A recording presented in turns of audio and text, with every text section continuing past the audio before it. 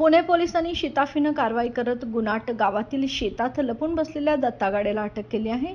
पोलिसांनी कोठडीत नेल्यानंतर गाडेनं भाऊक होत आपली चूक कबूल केली आहे।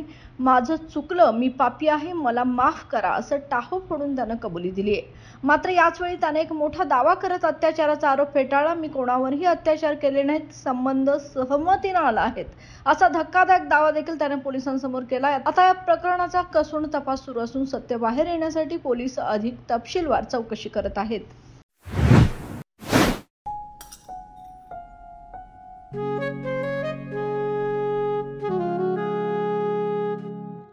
बाबा, आज येताना बासुंदी घेऊन या ना। अगं, कालच आपण आईचा वाढदिवस होता म्हणून आणली होती ना। ऐकलं, गोकुळची बासुंदी पुन्हा खावीशी वाटतेय। खरं सांगू, मलाही खावीशी वाटतेय। पुन्हा पुन्हा खावीशी वाटणारी गोकुळ बासुंदी।